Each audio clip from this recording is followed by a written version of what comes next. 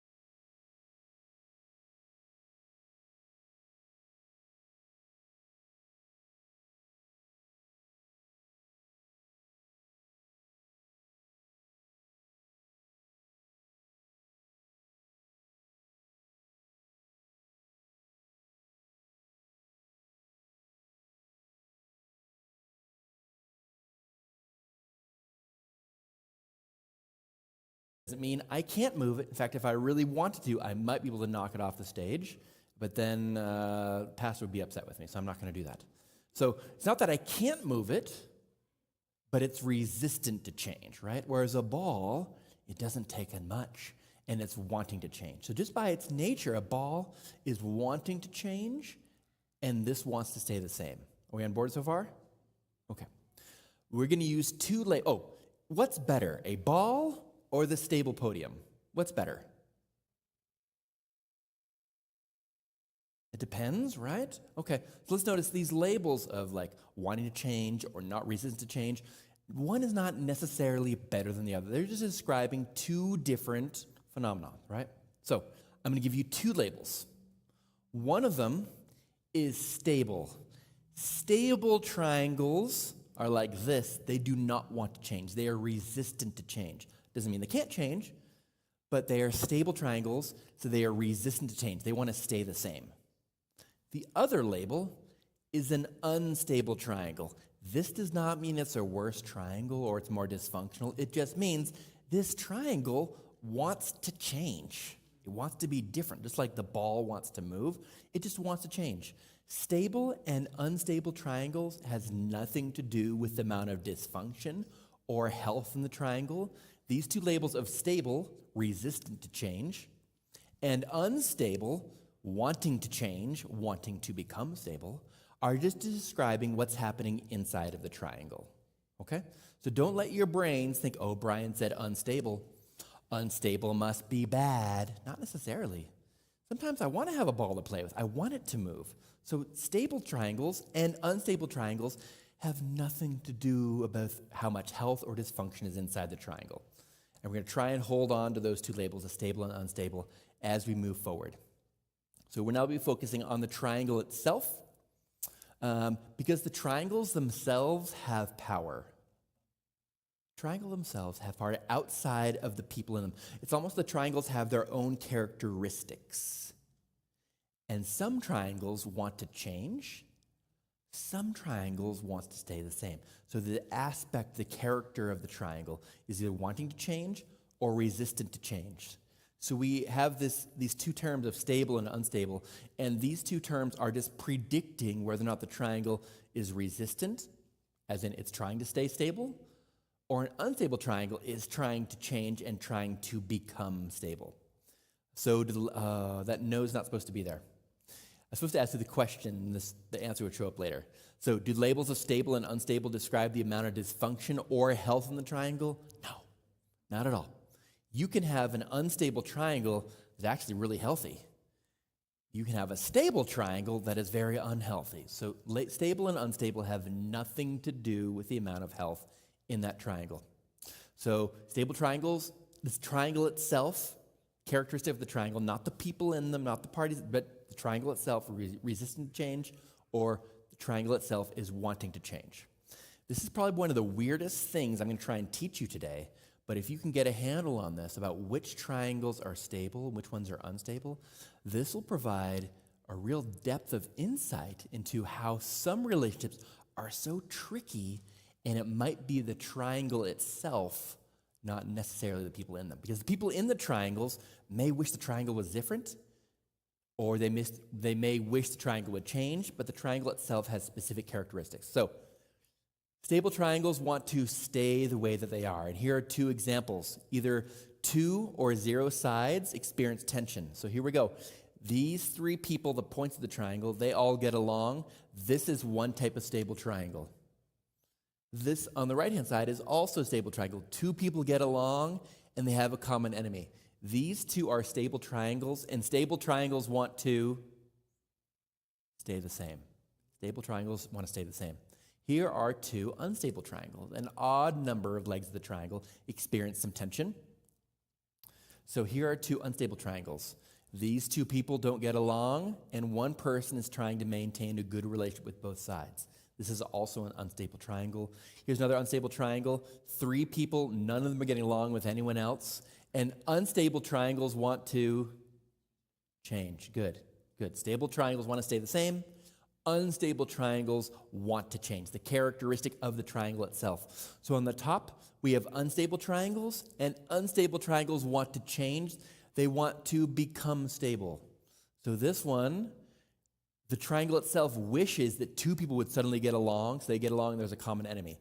Here's an unstable triangle where one person is trying to maintain a good relationship with 2 sides, but those 2 people are fighting like cats and dogs. This is also an unstable triangle. It would just be easier if the person who's trying to remain neutral chose a side, so we have a common enemy down here, or if everyone would just get along. So unstable triangles are trying to change, stable triangles are trying to stay the same, and if I can't explain this to you, I've learned I just use the hammer of repetition, and I just say it over and over and over.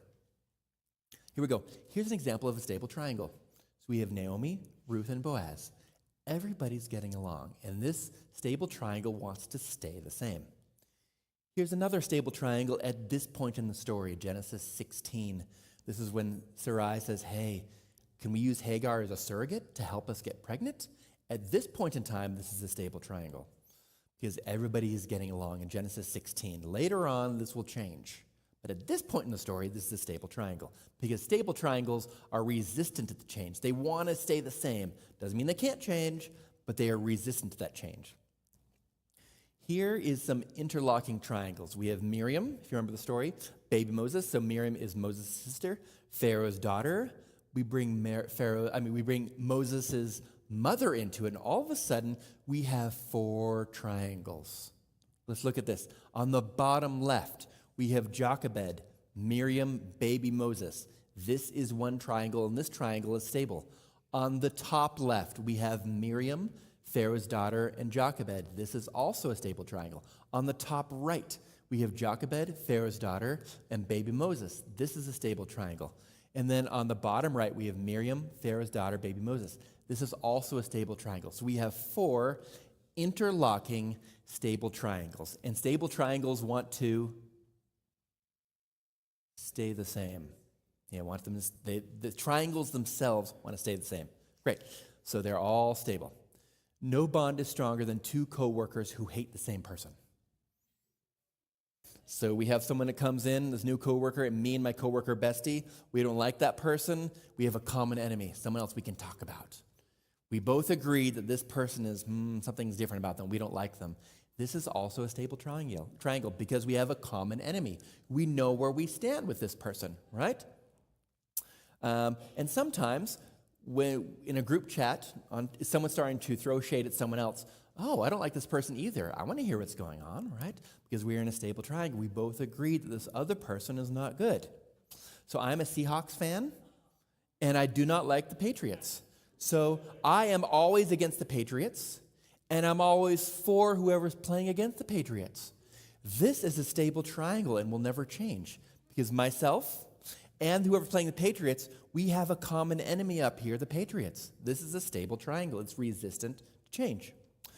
When God created Adam and Eve in the Garden of Eden, he set this up even after the fall as a stable triangle. He said, and I will put enmity between you and the woman, between your seed and her seed. And this is a stable triangle as it was set up because we have a common enemy, Satan. Let's notice the triangle itself is stable, but people in the triangle might want to change it. Do you see that? In fact, that was his whole thing. Like, are you sure that God has your best interest in mind? Why can't you eat this fruit? Are you worried? Is he worried you're going to become like God? He's trying to introduce this doubt. There could be tension between God and humanity. That's what Satan's trying to do. Or say, look, I'll let you do whatever. I'll show you real freedom. You do whatever you want to, right? So all of a sudden changing this relationship. So people in the triangle are trying to change the triangle itself. But as God set it up, Satan is the enemy. We have a common enemy. This is a stable triangle. Maybe it's me and another person, and there's stuff up here that I don't agree with. Maybe an addiction, or there's a hobby, or they're workaholic, or they like the Patriots. Whatever the case is, myself and my friend might have a common enemy up here. It's not always a person. Sometimes it's a career addiction, a chronic illness, anything can be up here. And right now, this is a stable triangle because we both agree this thing up here we do not get along with. These are the unstable triangles. We transition from stable into unstable. And these are the most difficult triangles for Bryan to navigate because the triangle itself is trying to change. Remember, stable triangles are resistant to change. Unstable triangles are seeking stability. They're trying to become stable. So this is really tricky. When I'm this person at the top in the middle, I'm trying to maintain a good relationship with both sides, and this is really emotionally taxing to do. When these two people have tension between them. Here are some examples. Me and 2 friends. 2 good friends. I like them both, but they don't get along, so we can't hang out as much as I want to because there's tension between them. It'd be so much easier if I just picked a side, chose one friend over the other, so we could all get along. And it might be the triangle itself that is unstable, that is trying to become stable. The triangle itself is trying to change and has some influence over the relationships between people. So Matthew 16, 6:34, no one can serve two masters. Let's pretend I worked at Taco Bell and I also work at Dairy Queen. I get my burritos and I get my ice cream. This is sweet. But on Sunday, so I usually work for them every other day, but on Sunday, Dairy Queen schedules me for the morning. Taco Bell also schedules me for the morning. Oh boy. How do I maintain my employment for both masters when they're wanting different things, right? If I choose one, it would be easy. I'll get fired from Dairy Queen. Then I just work for Taco Bell. Or I choose the other, and I get fired from Taco Bell, and I work for Dairy Queen. So it's difficult when I'm trying to serve two different things when these two things have opposite agendas and different goals. It's hard to be stuck in the middle. Maybe it's me and another person, and this other person is engaging in some sort of behavior that I do not approve of. But this is hard because I don't like this. I don't like the Patriots up here, but I know they live in Massachusetts. I know they're Patriots fans. So I want to like them, but I don't like that they like this. So this is an unstable triangle. Because on one hand, I'm trying to maintain a good relationship with Jeff, but I'm always ragging on the Patriots, how terrible they are. And he doesn't like to hear that because he also likes the Patriots, right? So all of a sudden he's caught in the middle between me and his preferred team or his preferred career or addiction or partner or whatever it is. So there could be, this is an unstable triangle, and unstable triangles want to change. Unstable triangles want to change. And I might want to change a certain way. I might think, hey, I want him to suddenly change his relationship with the Patriots or whatever is going on up here. But he might say, you know what? I don't like that Bryan is putting down this ultimatum, but I better do this or else. Why would a friend treat me that way? Maybe I don't trust Bryan. All of a sudden, this triangle changes to become a stable triangle, but not in the way that Bryan wanted it to. And all of a sudden, I am the common enemy. The Patriots don't like me. My friend Jeff doesn't like me. Because these two have a common enemy, me. So there's an unstable triangle that shifted towards stability. Again, when we are unstable up here, these unstable triangles try to become stable. And do stable and unstable, those labels have anything to do with the amount of dysfunction in the triangle? No. It's just talking about whether or not the triangle itself is seeking towards change or if it's resistant to change. So sometimes when you're a pastor in a church, there are people in the church that might emphasize one thing over the other or prefer one thing over the other. There might be some people who prefer to emphasize the law or emphasize grace. And sometimes there's tension between these two parties, and our pastor is trying to maintain a good relationship with both sides, right? And he is caught in the middle sometimes because he has a response. And so it would be so much easier if he just chose one side. I'm doing this. Too bad. And all of a sudden there's tension between him and the other side, but at least now we have a stable triangle, we have a common enemy. But he has a responsibility trying to maintain a good relationship with both sides. It happens in other ways as well. So I was able to stay at their house last night. I didn't see any cats or dogs. I was looking out for it. So I don't know if they are team cats or team dogs, but sometimes people fight like cats and dogs, right? But we're trying to maintain a good relationship with both sides, even though there's tension between them. And it's difficult because we're caught in the middle. And sometimes we get tempted to try and repair the relationship between those two sides. And the more we get involved in or feel responsible for trying to repair that relationship, the more we experience the distress of that relationship. So it's really easy for pastors, if they're not watching themselves, to slip into trying to help repair all these other things that aren't theirs. And all of a sudden, they start catching and experiencing other people's distress. Right? I don't know how this church responded to... Okay, so I don't know if people in this church were more like, we're wearing masks to protect ourselves, or we're not wearing masks because why should someone else mandate whether or not we should be able to worship together, right? So there are different sides. So how this church responded to COVID, there might be different sides of this, right? How about this? different sort of responses to COVID, whether it's vaccinations or other alternative responses. There might be different ways we can respond to this. And someone who's the pastor is trying to maintain a relationship with both sides so both sides can recognize, we are valuable to the pastor. How about this? How we see global warming.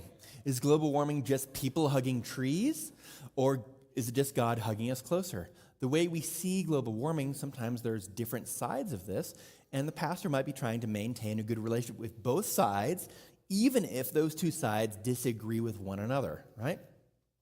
I came here looking to the carpet, but this carpet is neither lime green nor burnt orange, so I think you did pretty well here. I'm guessing this carpet was picked before the pastor came, but sometimes churches are split over the color of the carpet, right? There's two sides. It could also be drums or no drums, right? Guitar or no guitar, praise music or hymnals. Churches can be split over any single issue, and it's difficult for the pastor to maintain a good relationship with both sides when these two sides are having conflict, right? Because this is an unstable triangle, and it can be uncomfortable to be in this triangle. Each side is saying, Pastor, listen to our side, join us. Join us in our campaign against the other side. No. Choose our side. Our side is better. And all of a sudden, things that are preferences become about right and wrong, when before they were just preferences. Oh, I see a hand back there. Yes.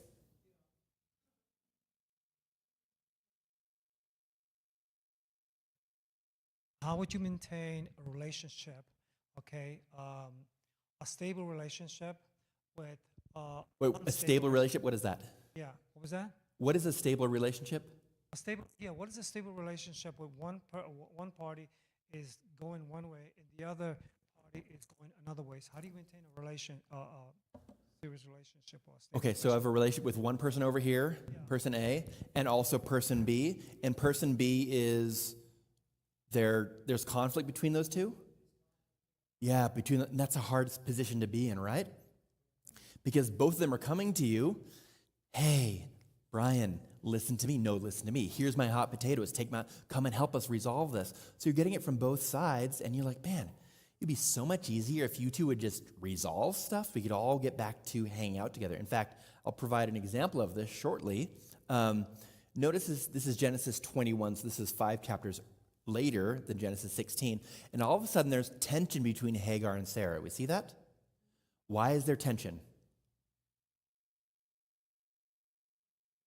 Because the baby, right? And notice, the baby isn't even here yet. But the addition of or removal of a third party can change what happens between two people. And the baby isn't even here yet, and already there's tension between Hagar and Sarah. And when the baby comes, Sarah wants nothing to do with it. Sarah is not pregnant at the birth. Sarah does not want to name it. In fact, she's looking for ways to get rid of Ishmael. So finally, when she catches Ishmael, Isaac teasing the son of laughter, that's it. The slave, the boy, get him out of here. Let's actually look at that story through the lens of triangles. Here's Sarah and Hagar and Abraham. We're going to bring in Ishmael and Isaac, right? We're going to complicate this a little bit with more parties. And we're going to look at some of the relationships we have there. So Abraham seems to care about both of his sons. If you were here last night, Abraham's not a morning person. The 3 times he gets up in the morning in the book of Genesis, it's because he's concerned about well-being of his own son. So he's interested in his relationship with his sons. We know that Sarah likes Isaac. So over here on the top right, we have all these 3. Is this a stable or unstable triangle? Good, it's a stable triangle. And stable triangles want to stay the same. Good, okay, here we go.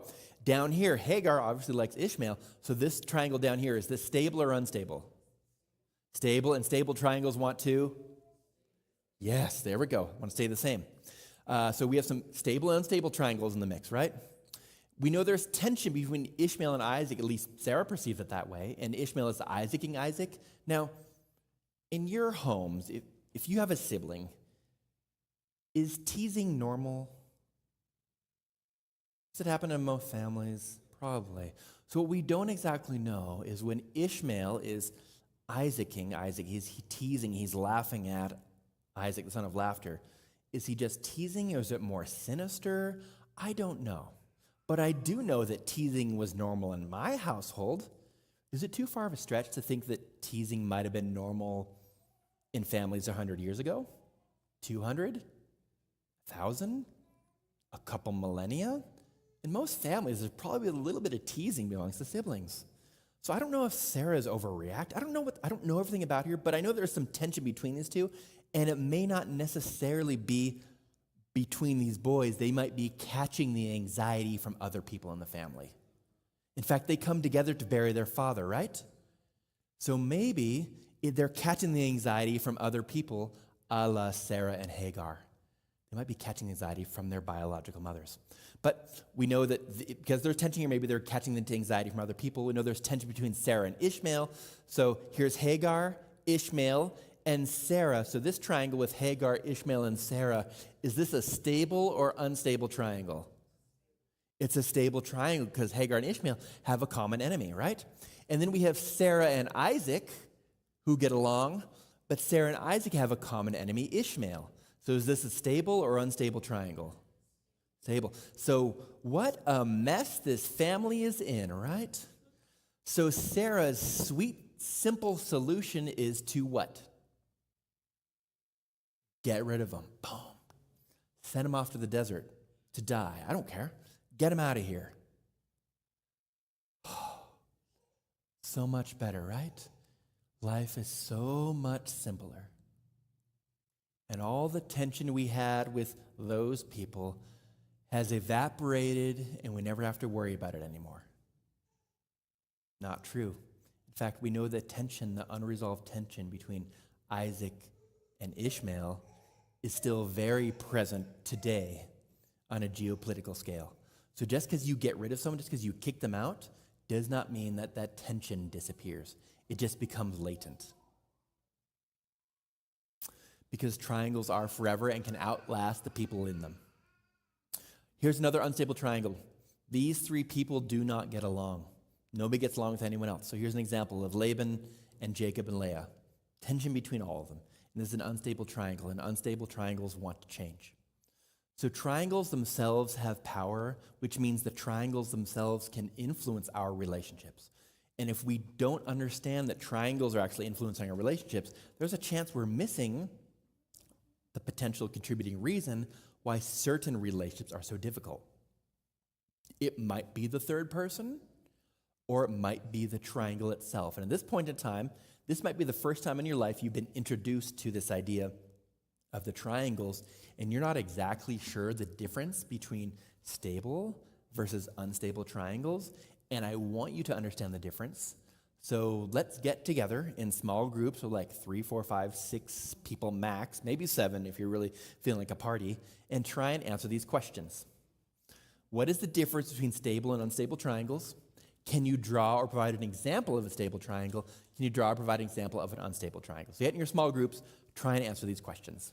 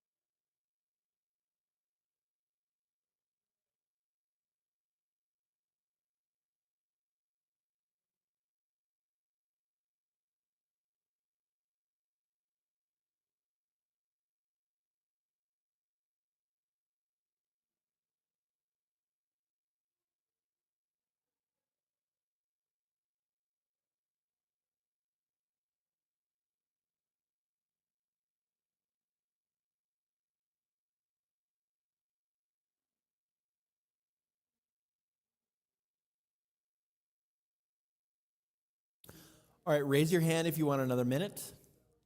Okay, feeling generous, you get another minute.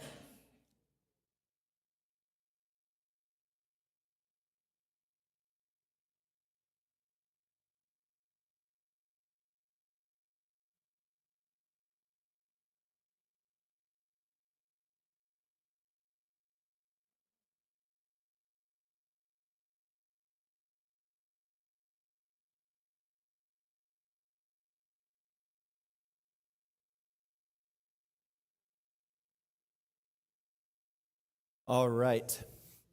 We're going to tap into the wisdom of the room, try and find some answers to these questions. And before we get to that, I'm just going to remind everybody that one type of triangle is not better than another type of triangle. Stable triangles are not better than unstable. Unstable triangles are not better than stable. They're just different. They just have different characteristics. One is resistant to change, one is trying to change. So, someone help me out. What's the difference between stable versus unstable triangles? Raise your hand, we'll get a mic to you. What's the difference between these two types of triangles?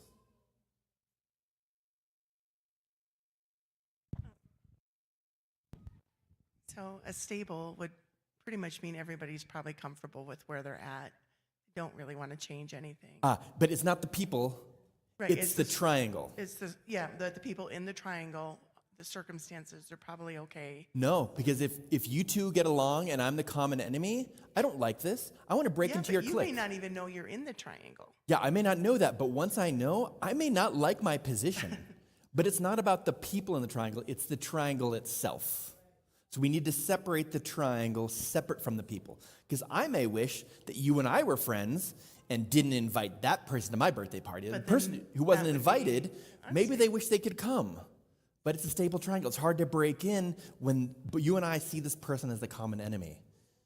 That's a difficult triangle to break into because the triangle itself is stable. So sometimes people entering a new school, all these people see them as new and different. And it's hard to sometimes make friendships because the triangle is resistant to change. If I make a friendship with one person, then the other people in that person's group or clique, like, why are you making a friend with Bryan? He's weird. He has a lot of freckles and not a lot of melanin. I don't know if I want to spend time with him. Okay, well, he seems nice. No. This is we like it the way that it is. And all of a sudden, I'm fighting against not this other person, but the triangle itself, right? Multiple stable triangles. And stable triangles are resistant to change. Doesn't mean they can't change, but they're resistant to change, right? So the triangle is separate from the people in them. But yes, we all know where we stand, right? And we're familiar with it, and we understand this is the way that it is. Good. Someone else, what's an unstable triangle? Let's get a hand. I heard a whisper in the back. So either you're a little bit shy, which is okay, or maybe I did not explain this well enough. What's an unstable triangle? Unstable? Yeah. Well, a non-stable that wants to change. Yes, the triangle itself wants to change. Change. What? Change. I couldn't hear you with the mic, but...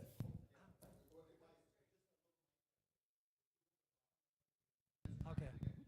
No, I'm saying, yeah, thank you, Pastor. I'm saying Okay, so here's another mic to the rescue.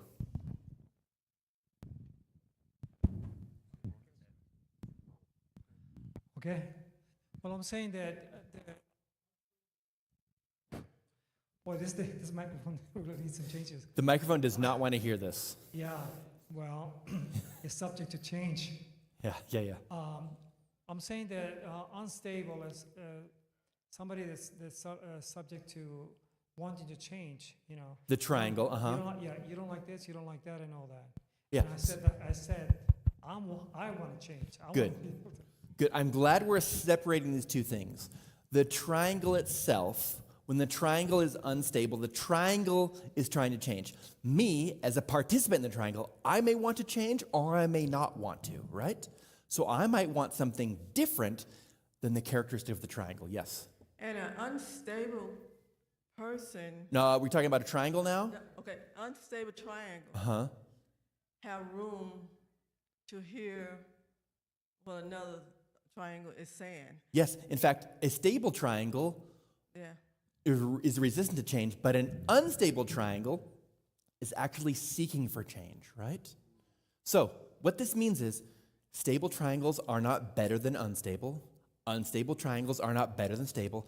They just have different characteristics. And sometimes we want an unstable triangle because an unstable triangle is wanting to change. And potentially, if we find ourselves in an unstable triangle that we want to change the relationship, and the triangle does too, we can use that to our advantage, not as like puppet masters, but recognize, oh, this is an unstable triangle. There's a real opportunity for change here. It used to be stable, resistant to change, but some things happened. Now the triangle is unstable. There's an opportunity for change here. Maybe we can explore ways we can change relationships. We are not in charge of other people. We're barely in charge of ourselves on a good day. But recognizing if stables are unstable, if triangles are stable or unstable, can help us recognize, ooh, I can understand now why changes to this relationship are resistant to change because it's part of a stable triangle, or I see why this relationship fluctuates back and forth because it's part of an unstable triangle. Yeah, I'd like to give an example please. of, say, for example, you're in a stable triangle with smoking. Okay. You and your husband both smoke. Uh-huh. Super stable, hard Yes, to change. we all get along, right? right? Smoking and me. Everybody's a smoker. Good. The smoking is bad, but Mhm. it's stable. Now, if one person in that triangle decides to stop smoking, you create an unstable triangle. Yes. Oh, this is good. You should be up here. Sorry. This is like the third time. Yeah. Keep going. So the wife stops smoking. Uh-huh. She's created an unstable triangle, a Uh-huh. perfect opportunity for change. Uh-huh. And the husband now is something like 4 times more likely to stop smoking because he wants to get to that stable triangle where all 3 agree. You and I both now are not smoking. But sometimes, so it becomes it's unstable triangle, so it wants to change, but it may not change the way we want it to. Right. She could relent. She could and go back. to smoking. Right. One of those 2 things are more likely to happen than Right. staying that unstable triangle where Yes. one's smoker and the other is Because unstable triangles want to change. Yes. Thank you. Excellent example. Excellent. Good. That was a really good example of both a stable and unstable triangle. So we're going to carry on. Okay, let's pretend there are 2 spouses. Spouse A, every Monday, goes to a local cafe to get a cinnamon roll with 2 friends. This is a ritual we do every single week. So spouse A goes to get cookies or baked goods or croissants or pies or cinnamon rolls with friend A and friend B. But all of a sudden, something happened at the last birthday party. Friend A and friend B have a little beef with each other, a little tension between them. And now they're no longer willing to go and have these baked goods at this cafe if the other person's supposed to be there.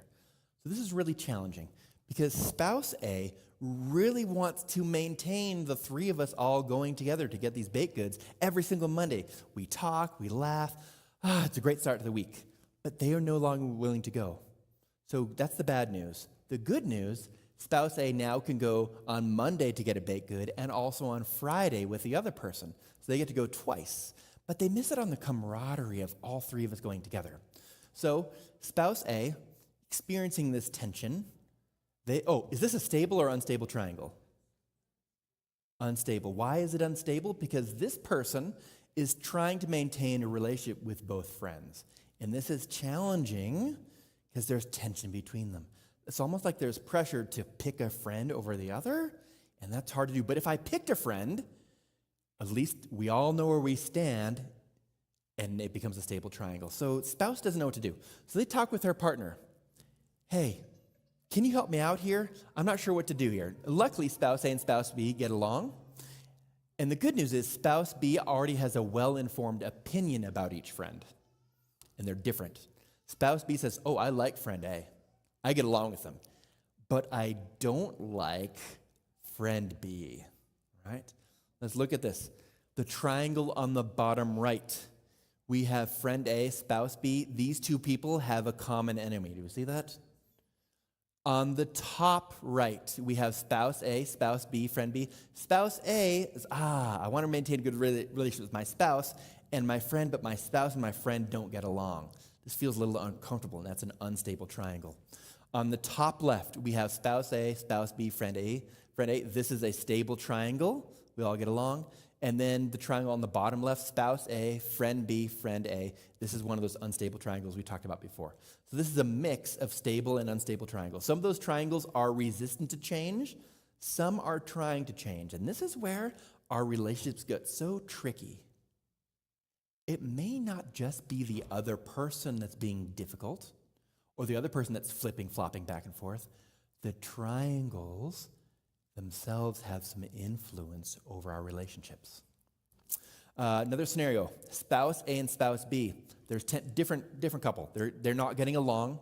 And so luckily, spouse B says, you know what? I'm going to tell my mom and dad about you. Talk with one parent. That's what you should do. If there's tension between you and another person, go tell your mom or your dad. Spouse B tells parent of B, and parent B says, what? They did what to you? They should not treat my baby like that. Shame on them. And now, is this a stable or unstable triangle? Stable. Good. These two are here. They have a common enemy. Luckily, spouse A also has one of the parents alive. You talk to your parent, I'm going to talk to my parent. Tell my parent what happened, and they said, what? They treated you how? Shame on them. The amount of disrespect they have for our family, right? All of a sudden, this one on the bottom left, is this stable or unstable? It's stable. These two get along with a common enemy, right? And even better, these two parents are friends on Facebook. So they can chirp with one another. And now there's tension between them, right?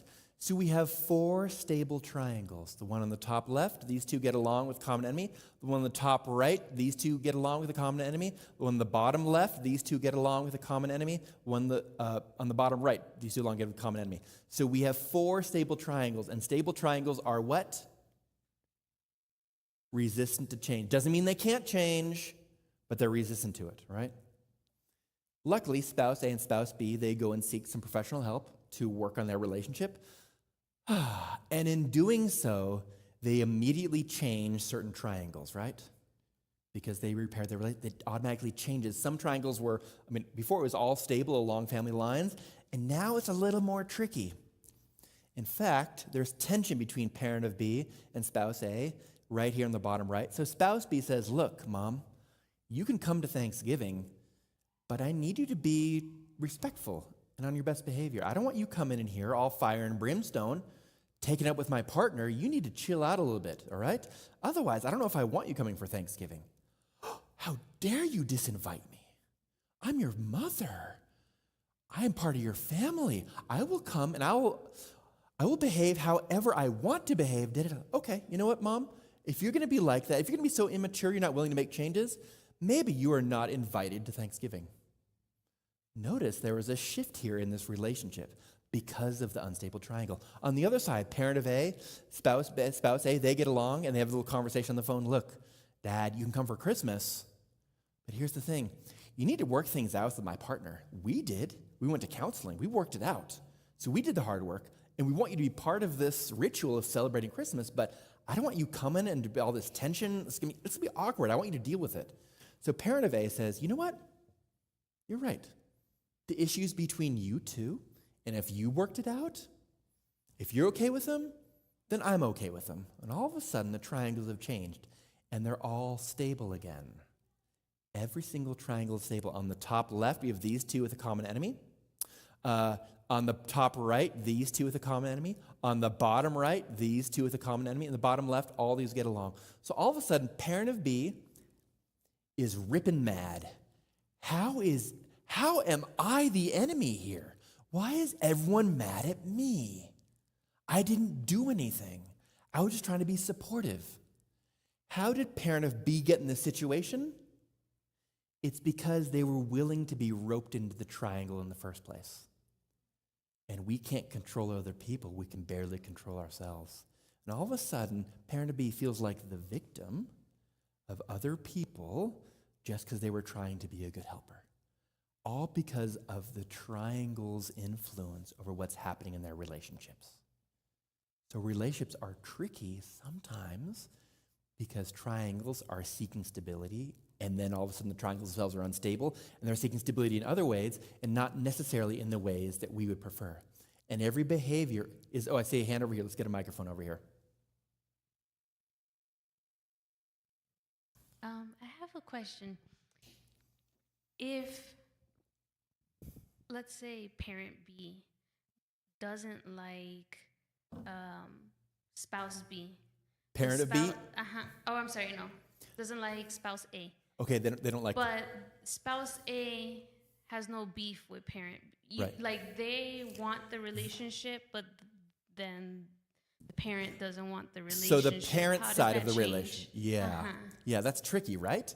I want to be in a relationship with you. I want that. But you don't want it with me.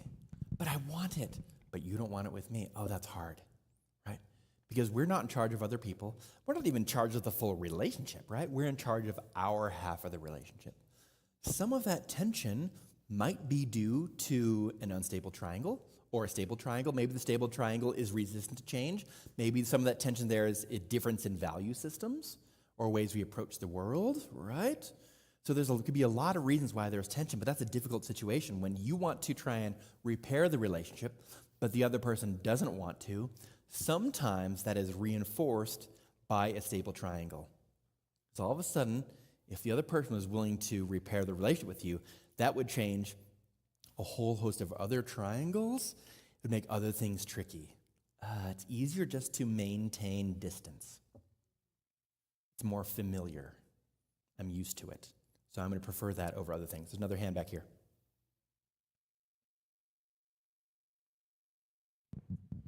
So just a follow-up to that, because I see that happening quite a bit. What would you recommend that a person that desires the stability or repairing of a relationship to do, in the sense of making yourself available? Because I often, you'll do drastic things when you're desperate or you have a problem. What would be the best outcome of communication to go to, spouse A, go to parent B and say, hey, listen, this is what I want. I'm available for this outcome. How would you negotiate that in a healthy way? Good. I'm going to provide a general answer and then an obscure answer that's like you may not like. I don't know. So in different families and different cultures, there are different ways to approach this, right? So I'll be speaking from more probably like a white male Christian perspective in Western America. So one person could be brave to try and bring this forward. Hey, I want to be in a relationship with you, but I don't know if you want that. So being real direct and clear about that. This is my desire, but I don't know if you're interested or not. Maybe there's been injuries to the relationship, hurts to the relationship that have not been repaired, slights that have not been recognized. So maybe one person says, it's not worth it. I don't care about this, burning bridges. And this says, no, don't burn it. I want to repair. So they might have different perspectives of whether or not it's worth trying to save the relationship. And when it comes to in-laws, I sometimes tell my clients, in a perfect world, you would love your in-laws would love you, so you'd experience love with your in-laws. But if you don't experience that with your in-laws, at least your in-laws will teach you how to love yourself, as in putting up boundaries to protect yourself. It may not be your first choice, but you will learn to, hopefully, learn how to respect yourself and your own well-being and that you're worth it. Even though your first choice is to have a safe relationship with those in-laws, they may not be interested in the same thing you are. So best scenario is having a loving relationship with them. Second best is learning how to love yourself because of that relationship. See a hand back there. I want to keep moving, but I'll get back to you in just a second. Okay, so every behavior is a symptom of the system, and sometimes our behaviors are symptomatic of what's happening in that triangle. It's not worth trying to repair that relationship, maybe because it's stable, or, really, I want to repair this. Maybe that's led to because the triangle is unstable. Let's keep going here. Let's do a little magic trick. Who likes magic? I like magic. I like close-up magic. I'm not going to do close-up magic where I'm at the table, but we're going to do some screen magic, okay? I want you to notice these rats and watch closely, okay? Watch closely. All right. Where did the rats go? In the hat. Are the rats gone? No, they're hiding in the hat. Ready? Watch closely. Where did the rats go? In the hat. Are they gone? No, they're hiding. Good. Okay, let's get a little more complex. Let's deal with there's more rats, there's more people. And right here on the right-hand side, these two people are getting along because there's no rats in the way, okay? But there's other rats here getting in the way of people interacting. And we want those rats gone. Let's get rid of those rats. So, watch closely. Those rats are gone or they're just hiding? They're hiding, but they're out of the way, right? So all of a sudden, these two people can get along, right? Okay. Let's watch closely. There's more rats going, okay? So the rats, are they gone or are they in the hats? They're in the hats. And two people are volunteering their hats to take the rats, okay? So now they can get along. And if we watch closely, a few more rats are gone, and all of a sudden we can all get along. Oh, good. The rats aren't running around. We don't have to worry about them. This is so much better without the rats, isn't it? Here's the thing. The rats aren't gone, right? The rats are in the hats. So please indulge me in continuing this metaphor for how this relates to our family or for our church when it comes to rats. Okay? Must somebody hide the rats so we can all get along? Does someone have to hide these rats so we can have this pseudo-surface relationship with other people? Because the rats are still there. They're just hiding, right? They're still present. They're just latent. We don't talk about them. We don't approach them. This topic we don't discuss. We circumvent that sort of conversation. But what happened to the rats? Sometimes I don't know. Because I don't know if other people are hiding the rats inside their hats. I don't always know. I see no rats. Things seem okay. But under the surface, something's not quite right. And what will happen is the rats will eat away at a person's well-being. They're storing all those rats in those hats so we can get along on the surface, but they are paying for it with their own physiology. And the longer the rats are in the hat, the more likely these people who are hiding the rats will be developing rat resentment towards the other person, right? Because I have all these rats, all these things that I'm uncomfortable with, but I can't talk about, I can't bring them up, and I am paying the price in my body physiologically. People who choose or are forced to swallow the storm so they won't have a choppy waters in their relationship, all of a sudden, the internal storm will eat away in their belly. They will be paying the price to maintain harmony or pseudo-harmony on the surface in their relationships. If we don't deal with the rats, somebody or both parties will be paying the price as we go along. Sometimes there are violated values, boundaries that have been crossed, which leads to tension in the relationship. And what's the rat result? Thin, surface-level relationships where we do not feel comfortable talking about the rats that people are hiding just so we can get along. It's not real connection. It's pseudo-connection. It's surface-level connection. Just because we don't like conflict, we prefer harmony, and we will sacrifice things just so we can get along.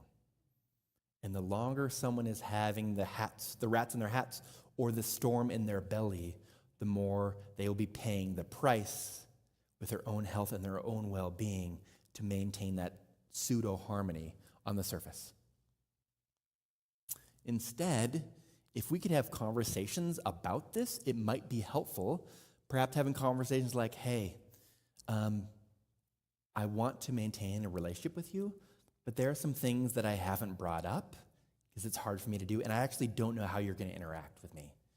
I don't know how you're going to feel if I bring these issues up, but there's rats in my hat that I want to bring out. And I'd much rather be in a real relationship, a deep relationship with you, but I don't know if you feel the same about me, right?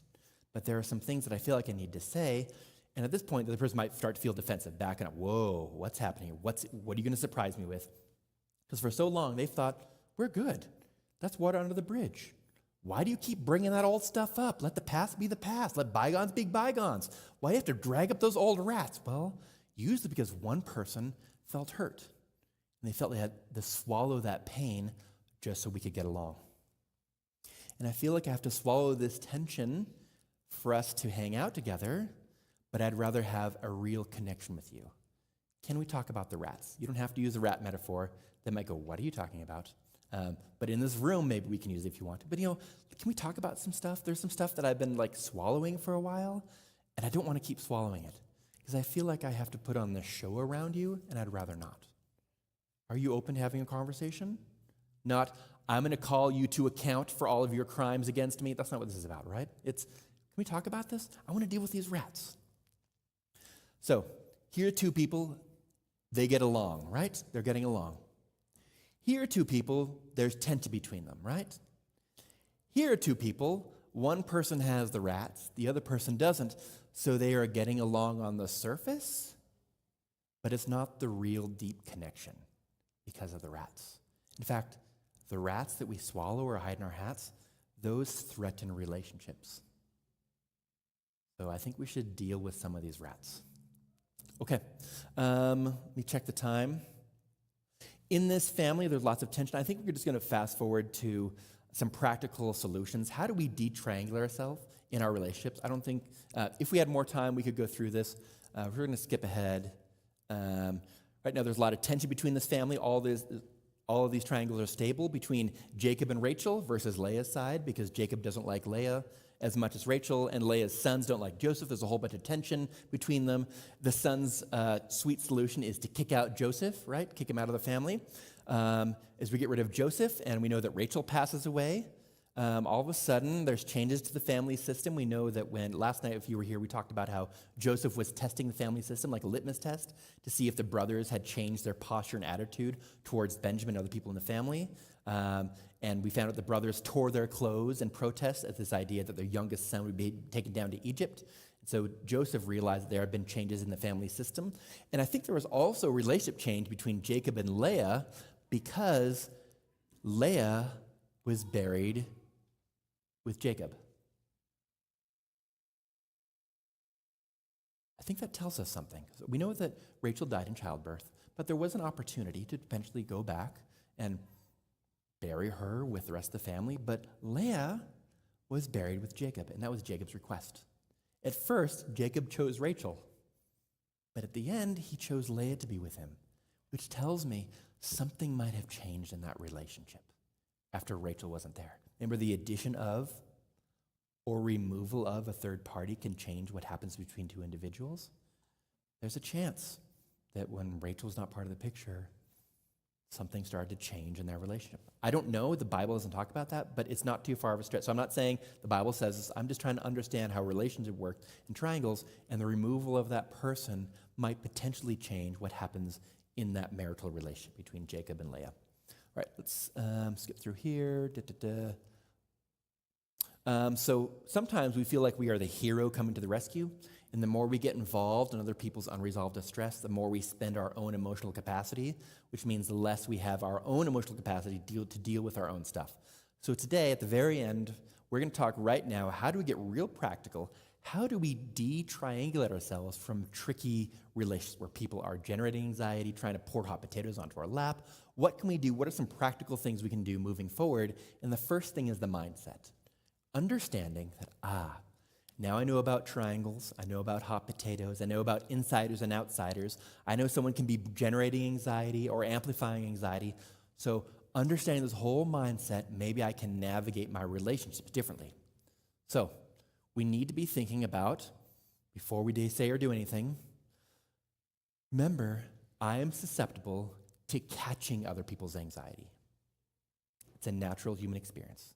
Someone's upset or disturbed, and I might catch that anxiety, and that's normal. So because that's a possibility, I need to know that that is a possibility. It's almost like if I have a tire on my car that is getting bald and might pop, I'm aware of that, and I'm thinking about that. I got to get new tires. It's on my mind. If I know that my car is getting close to being empty, I need to fill it up, that's on my mind. I'd be thinking about this. If you know for yourself that you are susceptible to catching and absorbing anxiety from other people, I want it to be on your mind so you're not surprised when the car pops a tire or you run out of gas. Where'd this come from? Again? If it's a pattern in your life that's difficult, it's because you keep visiting it over and over again. So just know what kind of patterns you have. So when you suspect what someone else is sharing with you is not your problem, and then you realize, oh, this is probably not my anxiety, I'm catching somebody else's anxiety, you have an opportunity to do something a little bit different, perhaps, than what you've done in the past. Because the two immediate questions I want you to ask yourself is this my problem? And is this my anxiety? Or is it their problem? And am I catching their anxiety? Because once a hot potato is in your lap, it's difficult to distinguish, is this mine or someone else's? I don't know, we're just passing hot potatoes around. Well, then everybody's anxiety is everybody's anxiety. Everybody's problem is everybody's problem. So the question is this my problem? Am I an insider or outsider? And is this my anxiety, or did I catch this anxiety from the other person? This is super important, because if I was not anxious before I saw the phone call, then I'm probably catching their anxiety, right? If I was anxious when they walked in the room, oh, I'm catching their anxiety. They're bringing their anxiety as their +1, and I'm catching it. Or maybe I'm not catching it, but they're amplifying, so I have no choice but to receive it.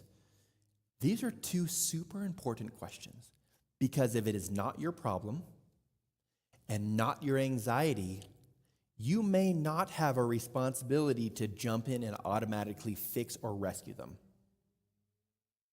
I'm not saying you can't help other people. In fact, different families and cultures, there are different family rules, societal rules about how we navigate other people's challenges, but there's still ways we can think about, am I an insider to this problem, or am I an outsider to this problem? Because after you think about these two questions, my problem, my anxiety, then you can do two very important things. The first one is draw the triangle. Draw it out. Create some insight into what's happening here. Why is this relationship so challenging? Well, it's me and you and a neighbor. And our dog. Oh, I see how this is all connected. My neighbor doesn't like the dog, therefore they don't like me. Oh, I understand what's happening. Oh, this is a stable triangle. Or, oh, this is an unstable triangle. That's why we're flopping back. We get along 1 week, then we don't get along. Then we get along 1 week, then we don't. We go back and forth because the triangle is flipping between stable and unstable. Oh, that's why. This is a pattern. So draw out the triangle and figure out what's going on with the triangle and your role in the triangle, and then make a lesson plan. Don't just fly off the cuff. The difficult relationships, have a plan in mind ahead of time. Next time they come over and they bring up this issue, here's how I'm going to address it. Next time I see them at the grocery store, here's what I'm going to do. When I see them at drop-off for school, here's the plan. We meet together for Christmas. Here is my plan so that I don't become a broker catching and passing on anxiety. Have a plan, because in the moment, man, it's hard to come up with a really good plan in the moment. So plan it ahead of time so you can be ready when Christmas comes. You can be ready when they come to visit. You can be ready next time you see this person at the soccer game. You have a plan you've drawn out, and you know what you want to do, so you can act in accordance with your values instead of just catching their anxiety. And some of this might mean setting boundaries about what you're okay with and what you're not okay with. I'm okay with these sort of things. I'm not okay with this. Deciding ahead of time instead of just reacting in the moment can be super helpful. So the mindset is, okay, if it's not my issue, not my problem, I'm going to move to the outside position and tell yourself stuff like, oh, I know what's happening. They're upset. They want some help.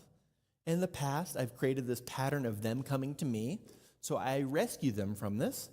So in some ways, I have helped them, but in some ways, they've kind of been dependent on me when actually they might actually have the resources to do this themselves. They just don't want to do it.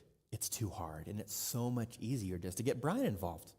So different people have different support needs. You might need to approach this differently. But if you think they are capable of doing it, they just don't feel like it, it's not necessarily your job to jump in and rescue them. In fact, you might be robbing them of the opportunity to develop mastery over this skill. And you want to be an anxiety dampener. When they come to you, oh, I know what's going to happen. I can just play it out in my mind. They're going to come in, bring their anxiety as their +1. And if I don't immediately respond, they're going to amplify it so that I can catch it. I'm going to be an anxiety dampener. And in fact, when they come in, I'm going to imagine in my mind's eye that my hands are here. And when they share stuff, it's going to bounce off my hands and right into a imaginary wastebasket. Boop. Into my hands, into the imaginary wastebasket, into the trash can. Because it's not my stuff, it's theirs. So I'm going to have my hands up here, not literally, but in my mind. So whatever they share, oh, that's hard. Oh, no, this is so hard. Oh, this is rough. It's not mine, it's theirs. So that when you leave the conversation, you don't take all of that with you, right? It's theirs. It's not necessarily yours. You can still be there to support him or them, but you can be an anxiety dampener because just like anxiety can spread from person to person, calmness also spreads. Then recognize where you're located. Am I an insider? Is it my responsibility? Or am I an outsider? Because if I'm an outsider, I may not need to solve the problem, but I can be there to support. But Bryan, how do we support without getting involved, right? Because I don't want to be a cold-hearted robot. You come to me for help. Bryan said, don't help you. That's not what I'm saying, right? So how do we support them in such a way that doesn't sacrifice our own well-being? Because I believe there's a way you can do that. And here's what it's looked like. From a neutral yet encouraging stance, you're going to use you language. You singular or you plural. It's going to sound like this. Wow, that's hard. So what are you going to do about it? What's the first step? What do you think needs to happen next? Just slowing down the conversation, but subtly you're communicating. I believe you might know some things that could help yourself, right?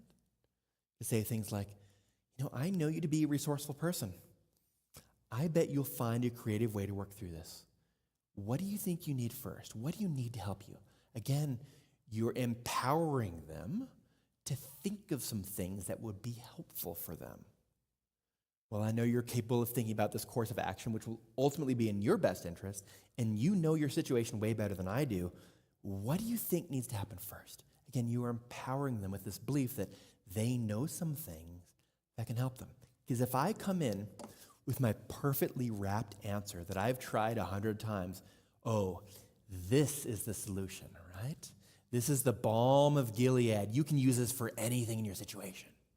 All of a sudden, they use it, and it doesn't work as advertised. Who are they going to be mad at? So I gave them a solution that did not work. Instead, if I empower them to think about things that work for them, all of a sudden, they're working on some things that work well. If it's a couple, I'm sorry in the difficult situation, but I'm confident that you two can come to some sort of resolution. What do you think you need to get there? And at this point in time, you might be thinking, Bryan, I can't say you because I'm their friend. I'm their family. Okay, you can say we. All right, I'm here for you. What are we going to do about it? You say we, but you mean you, right? It's the we of the other person taking the initiative. Oh, this is hard. I'm here for you. Okay. All right, what do we need first? What's going to be the first thing we have to do? Again, you are allowing them to start to develop mastery over solving this problem. And all of a sudden, if you do this more and more, you'll be training the other person that they can actually tie their own shoelaces, right? They need a little bit of support thinking through this, but this is their responsibility.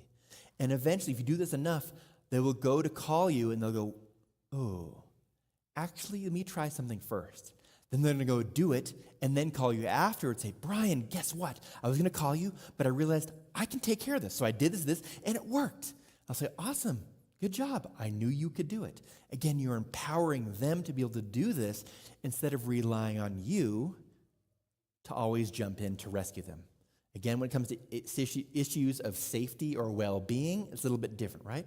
And different people have support needs. And if my daughter is wanting to do something like, if my daughter says, like, hey, I want to wear this dress for school, and right now she doesn't know how to handle the detergent in the washing machine and do all of the washing herself, I'm not going to go,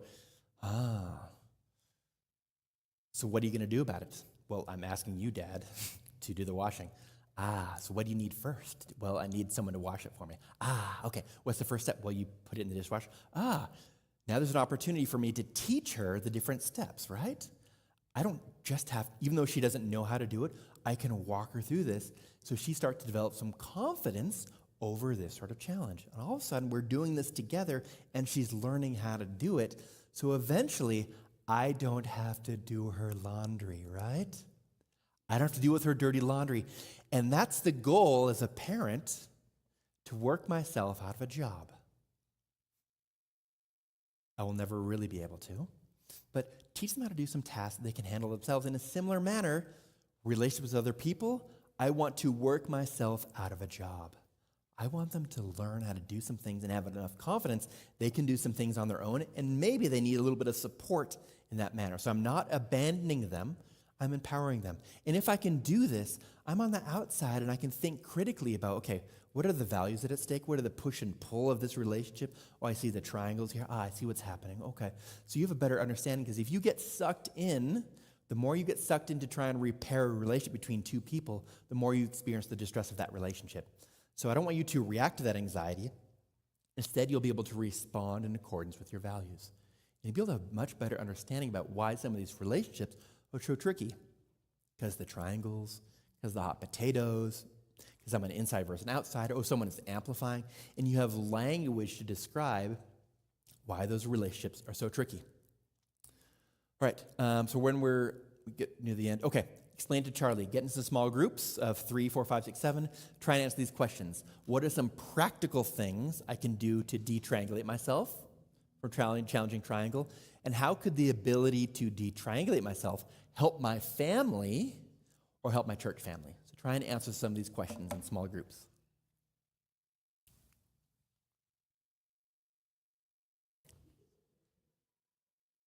Did someone say pray? That's good. That's a good first step, right? That's a great first step, right? That's a great first step. Yeah.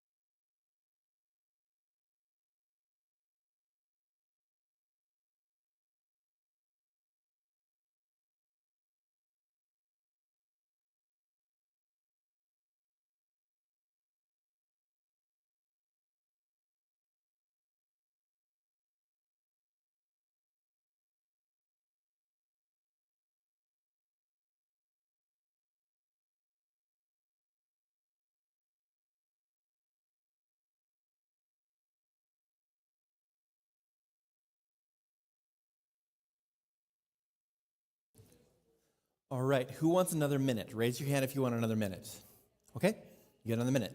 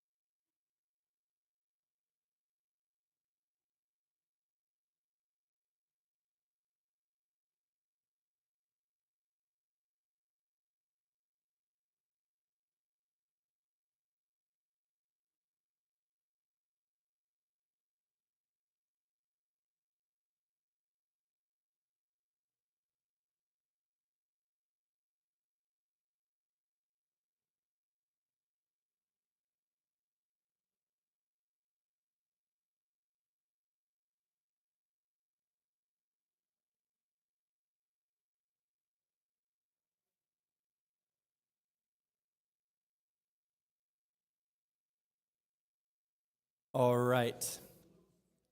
Let's tap into the wisdom of the room. I want some of you to get a roaming mic, please.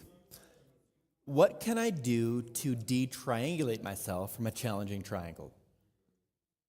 Because we can't completely avoid triangles, but we can change the way we interact. So I'm looking for some thoughts. What are some practical things we can do? All right, well, right here. So we were talking about sometimes it's not about like saying, oh, like if someone comes to you, not saying like, oh, I would do this, but like maybe saying like, well, you know what, this is what this literature says about that situation. Okay. Like maybe this is what the Bible, says, or he was saying like his parents sometimes call him about stuff and he'll tell them, Google it. Yeah. Okay. So Okay. it's just, There's a couple things going on here, okay? So thank you for being brave to share with us. Okay. So providing a solution, let me go to this next slide real quick so we can see it. When we find ourselves solving other people's problems, we've already caught their anxiety, okay? So we find ourselves providing solutions, whether it's our own idea or a third party or literature. We're saying, oh, here's a solution, look what they have to say. We're already catching their anxiety. But if we're saying, Google it, I'm not sure you'd say it like that, but like, I bet you could find the solution somewhere. Where do you think you could look? Well, the internet, sure. How about you Google it? Let me know what you find. Again, you're empowering them to do this, right? You're not abandoning them, but this happens all the time. Someone asks me a question, I'm like, I don't know. You should Google it, right? Like, otherwise, oh, you're in distress. Let me pull out my phone. Let me Google it. Let me put my eyes near this screen and try and find it. And we report, and all of a sudden, like, I'm involved. I'm catching their anxiety. I'm solving their problem. But most people, not everyone, but most people are capable of Googling. Let them do it, right? Let them search and sift through the websites. They can do that. There's a hand up here. So I'm going to kind of push back a little bit and provide a different angle. I'm wondering if you have some thoughts. Please do. Okay, so there is a spiritual gift called wisdom. Uh-huh. We're called to carry one another's burdens, and Yes. we're called to disciple each other. Yeah.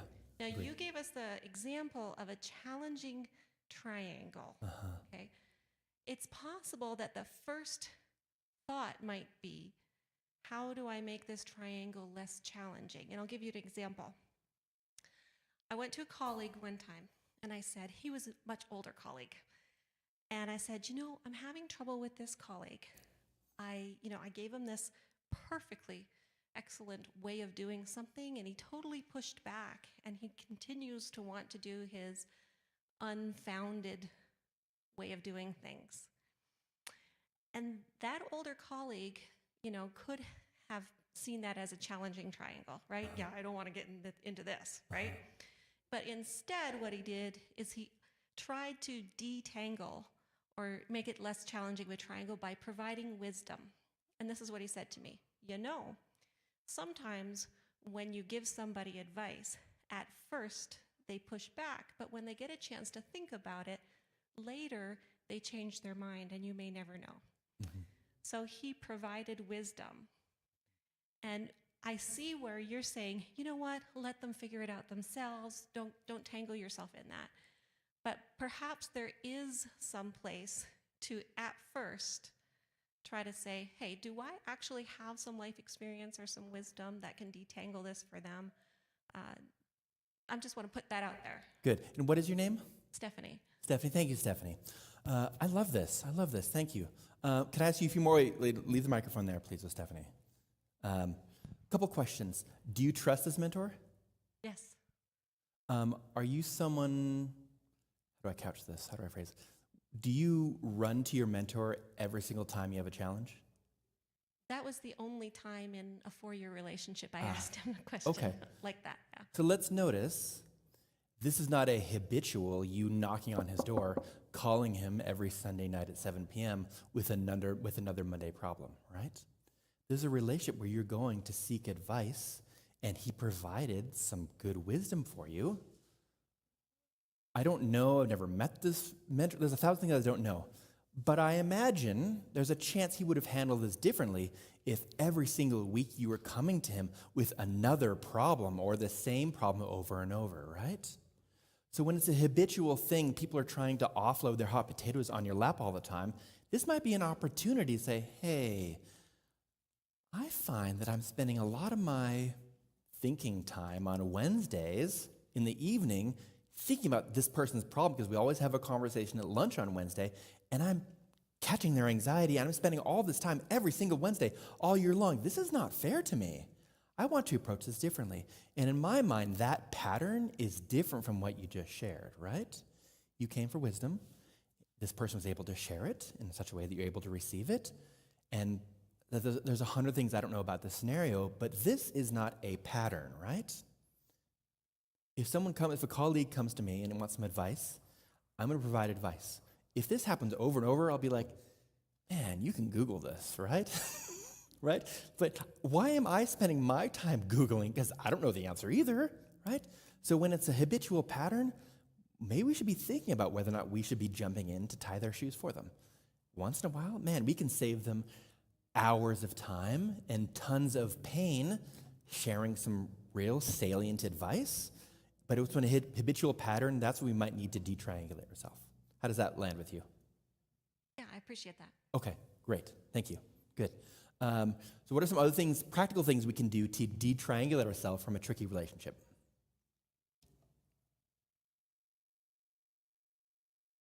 Oh, I did not cover this clear enough, or we're nervous.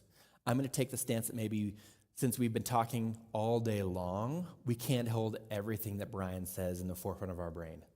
So here are the things, the practical things. We ask ourselves, is this my problem, like my responsibility to deal with? And is this my anxiety, or am I catching it from them, right? Then I'll draw the triangle, I'll sketch it out, so I have an understanding what's going on, and then I will develop a plan, because this person keeps coming to me in the same way over and over, so I'm going to approach this differently now. Right? They can tie their own shoes. They might not want to, might be hard. I can provide some support. They can Google this. I bet they have some resources at their disposal. If they just slow down a little bit to think about this, I believe they will be able to find a solution that will work for them. They just need someone to be a sounding board, but I believe you can do it, right? I can use some second-person singular language or second-person plural language, you, or I can say we, but I mean you. This is hard. Okay, what's the first thing you need? I believe you'll be able to figure this out, but what's the first step for you? Empowering them to slow down and think through this. Okay, you want to tie your shoes. What's the first thing we do when we tie our shoes? I don't know, Dad, I hate this. Okay. What's the first thing? Well, we cross the laces. Good. Okay, let's cross the laces. Hey, you did it. I'm going to put my finger here to hold those crossed laces. What's the next thing? Oh, the bunny goes around the tree, or the double bunny, whatever it is. Okay, so that's the next step. Okay, I'll have my finger here. let's have you start to do the loop, okay? So I'm providing some scaffolding for my daughter to learn how to tie her shoes. I'm not saying, what's the first thing? I'm not going to help you, right? Because developmentally, she might need a little bit more support, right? But if it's someone saying, oh, I hate tying my boots. I hate it. Will you tie them for me? Like, those are your boots. You decide to put them on. I know you can do it, but it's hard. It's like, okay, what's the first step? What is the first thing you need to do? Put the boot on. Yeah, put the boot on, right?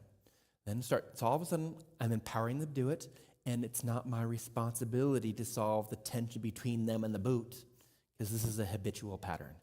And in doing so, I will train slowly other people not to automatically dump their hot potatoes onto me. And I'll have more space to deal with my own stuff, so I can be a better friend, partner, parent, colleague, roommate, extended family member, instead of carrying around all these hot potatoes that aren't even mine. Okay. Some people aren't going to appreciate your growth or this new approach because they were familiar with the old way of doing things, right? They liked it when you were smaller, more broken, and therefore easier to control, or just more willing and accepting to catch all their hot potatoes. But God has a plan for your life, overturning their agendas, and there's a chance that some people might protest these changes. They may not like it. You used to come and help me. Why aren't you helping me now? What's wrong? Did I do something against you? They might get offended that you aren't jumping in to rescue them. No. We're good. Doesn't seem like we're good. Like, you didn't even help me. Oh, I'm here. Let's talk about it. You're not even doing anything. Because I believe you can do it. But I came to you for help, and I'm here to support you. But I also know you can do it. And I'm just worried in the past, I've been doing the things for you, and in doing so, I've been robbing you of the opportunity to get really good at doing things yourself. So I'm here to support you, but you're going to learn how to do these things. You're no help.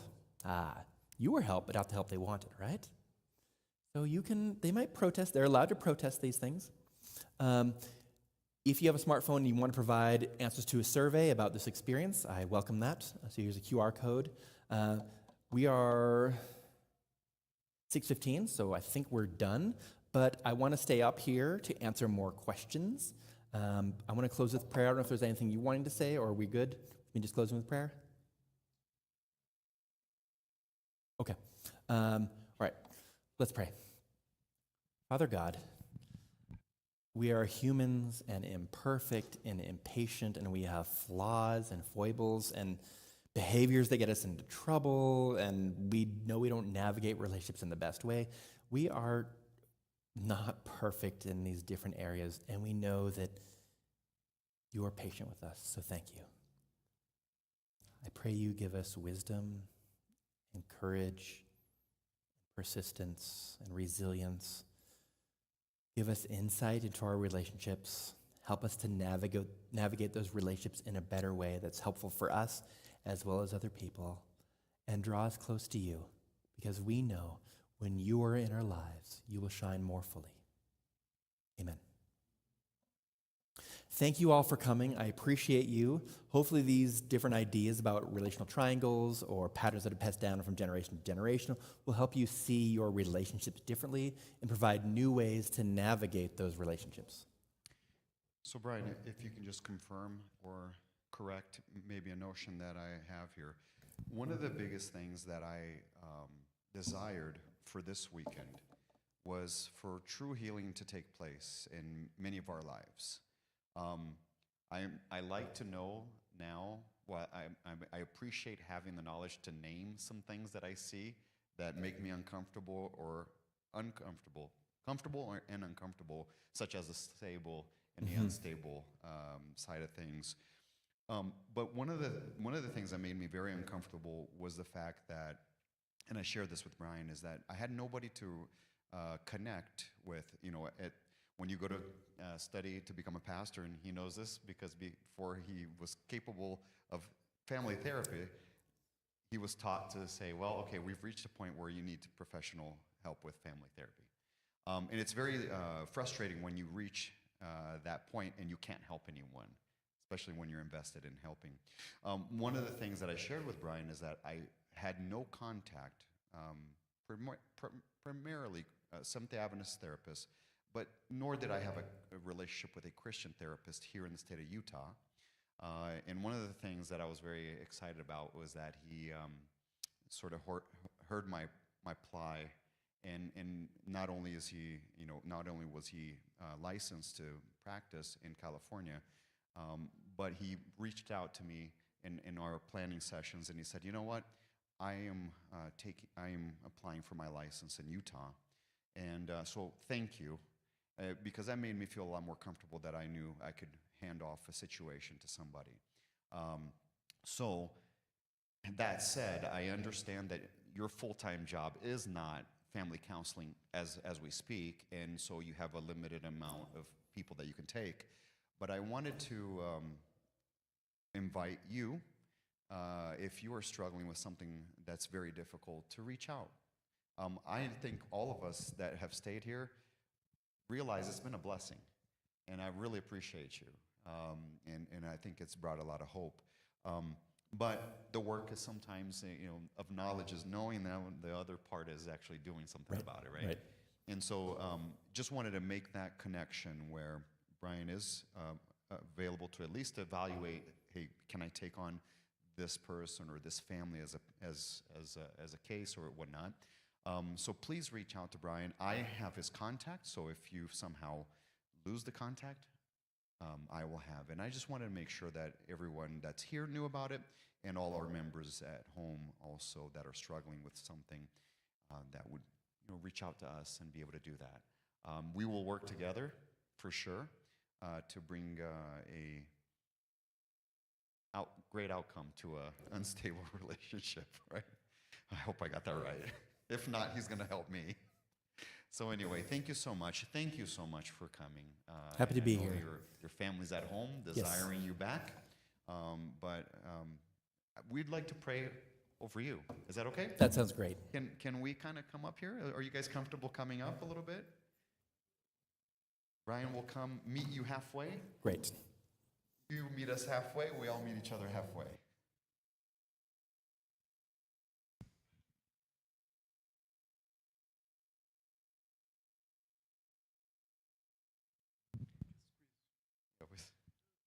Good family here. Good family. I